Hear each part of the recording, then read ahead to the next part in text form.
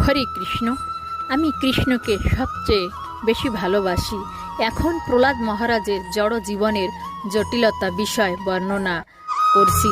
তিনি গৃহস্থ ব্যক্তিকে এক রেশম কীটের সঙ্গে তুলনা করছেন। রেশম কীট যে গুটি তৈরি করে, সেই গুটি থেকে সে বন্দী হয়ে পড়ে এবং সেইখান থেকে আর বেরিয়ে আসতে পারেন না।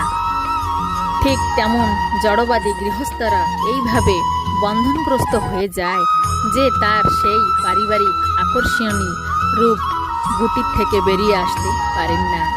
এইভাবে জড়বাদী গৃহস্থ জীবনে অনেক দুঃখ কষ্ট রয়েছে, কিন্তু তারা সেখান থেকে আর মুক্তি হতে পারে না।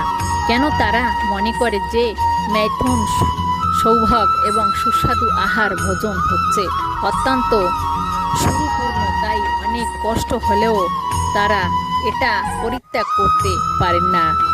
এভাবে পারিবারিক বন্ধন বিষয়ভাবে আবদ্ধ ব্যক্তিরা কখনোই জীবনের প্রকৃতি লাভ যে জড় বন্ধন থেকে মুক্তি হওয়া যায় না, সেখান থেকে হৃদয় মঙ্গল করতে পারেন না। যদিও তারা এই জড় জগতীয় তৃপ্ত ক্লেশ দ্বারা সর্বদা বিচলিত হয়, তবুও তারা তার থেকে বেরিয়ে আসতে পারেন না, কারণ তারা পারিবারিক বন্ধন খুবই শক্তভাবে জড়িয়ে পড়ে।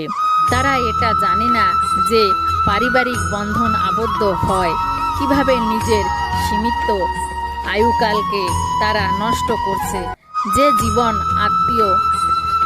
জীবন আত্মা উপলব্ধির জন্য উদ্দিষ্ট, সেটা তারা হৃদয় মঙ্গল না করেও এই জীবনটা বৃথা নষ্ট করছে। প্রিয় দর্শক, আমার ভিডিওটা যদি ভালো লেগে থাকে দয়া করে আমার চ্যানেলটাকে সাবস্ক্রাইব করুন। হরে কৃষ্ণ।